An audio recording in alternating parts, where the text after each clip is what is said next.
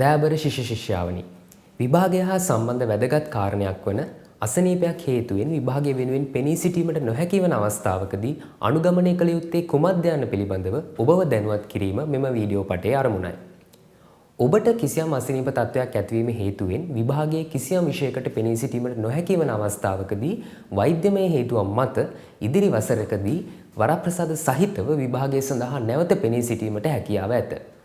එම අවස්ථාවේදී ඔබ අනුගමනය කළ යුතු ක්‍රියාමාර්ගය වන්නේ අදාළ විෂයෙහි විභාගය පැවැත් දින සිට දින 14ක් ඇතුළත එනම් සමස්ත විභාගය අවසන් වී දින 14ක් ඇතුළත නොව අදාළ විෂයෙහි විභාගය අවසන් වී දින 14ක් ඇතුළත විශ්වවිද්‍යාලයේ වෛද්‍ය මධ්‍යස්ථානයේ ලබාගත් වෛද්‍ය සහතිකයක් හෝ රජයේ ලියාපදිංචි වෛද්‍යවරයෙක්ගෙන් ලබාගත් වෛද්‍ය සහතිකයක් ඉදිරිපත් කිරීමයි. මෙහිදී හැකි සෑම අවස්ථාවකම විශ්වවිද්‍යාලයේ වෛද්‍ය මධ්‍යස්ථානයෙන් නොමිලේ සහ පහසුවෙන් ඔබට ලබාගත හැකි වෛද්‍ය සහතිකයක් ලබා ගැනීමට අප ඔබව උනන්දු කරන අතර එසේ කිරීම ප්‍රායෝගිකව අපහසු වන අවස්ථාවකදී නිදසුනක් ලෙස ඔබගේ නිවස විශ්වවිද්‍යාලයෙන් දුර බැහැරව පිහිටා ඇතනම් සහ ඔබ නිවසේහි සිටින අතරතුර අසනීප වූයේ නම් එම ප්‍රදේශයේ සිටින රජයේ ලියාපදිංචි වෛද්‍යවරයෙක්ගෙන් වෛද්‍ය සහතිකය ලබාගත හැකිය. කෙසේ වුවද එවැනි වෛද්‍ය සහතිකයක් වුවද වළංගු වන්නේ විශ්වවිද්‍යාලයේ වෛද්‍ය මධ්‍යස්ථානයෙන් සහතික කරගත් පසුවයි. ඒ අනුව විශ්වවිද්‍යාලයේ වෛද්‍ය මධ්‍යස්ථානයෙන් ලබාගත් හෝ එමගින් සහතික කරගත් වෛද්‍ය සහතිකයේ මුල් පිටපත සම්පූර්ණ කරන ලද අයදුම් පත්‍රය සමග විභාග ඒකකයට බාර දිය යුතු අතර බාර දුන් බවට විභාග ඒකකයේ ඒ සඳහා වෙන් කර ඇති පොතෙහි අත්සන් කළ යුතුය. අදාළ අයදුම් පත විභාග ඒකක වෙබ් අඩවියෙහි බාගත කිරීම හරහා බාගත කර එහි පිටපතක් ලබාගත යුතුය. මෙලෙස වෛද්‍ය සහතික ඉදිරිපත් කළ විෂයට අදාළ විභාගය සඳහා ඊළඟ අධ්‍යයන වසර තුල අනිවාර්යෙන් පෙනී සිටිය යුතුය. නිදසුනක් ලෙස ප්‍රථම වසරෙහි විෂයකට වෛද්‍ය සහතික ඉදිරිපත් කළහොත් දෙවන වසරේදී එම විභාගය සඳහා පෙනී සිටීම අනිවාර්ය වේ. වෛද්‍ය සහතිකයක් ලබා දීම තුළින් අදාළ විෂයට නැවත පෙනී සිටීමට අවස්ථාවක් ලබා ගැනීමේ වැදගත්කම වනුයේ ඊළඟ වර ඔබ එම විභාගයට පෙනී සිටීමේදී ඔබ වරප්‍රසාද සහිතව එනම් with privilege විභාග අපේක්ෂකයෙකු ලෙස සැලකෙන බැවිනි.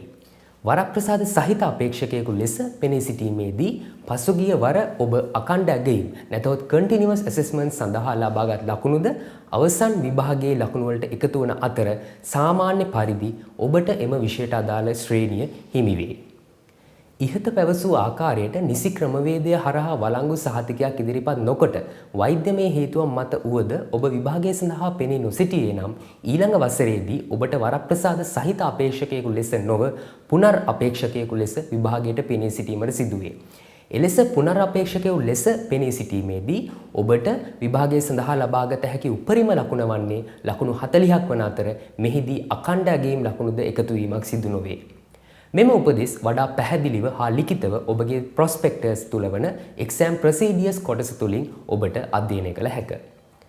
අප මෙම තොරතුරු මේ ආකාරයෙන් ඔබට පැහැදිලි කිරීමට පෙළඹ වූයේ පසුගිය කාලය තුල පීඨේ විභාග අපේක්ෂකයන්ගේ වෛද්‍යමය හේතු මත විභාගයට පෙනී සිටීම සම්බන්ධයෙන් යම්කිසි අනවබෝධයක් පවතින බව නිරීක්ෂණය වූ නිසාය. විභාගයට පෙනී සිටීමට අසනීපමය තත්ත්වයක් තදින් බල නොපාන විටදී විභාගයට පෙනී නොසිටීමට හේතුවක් ලෙස වෛද්‍ය සහතිකයක් ඉදිරිපත් කිරීම කිසිසේත් පිළිගත නොහැක. එලෙස වංචනික ලෙස සාවද්‍ය වෛද්‍ය සහතික ඉදිරිපත් කිරීමෙන් ඔබට ඇතිවන අනිසි ප්‍රතිඵල රාශියකි.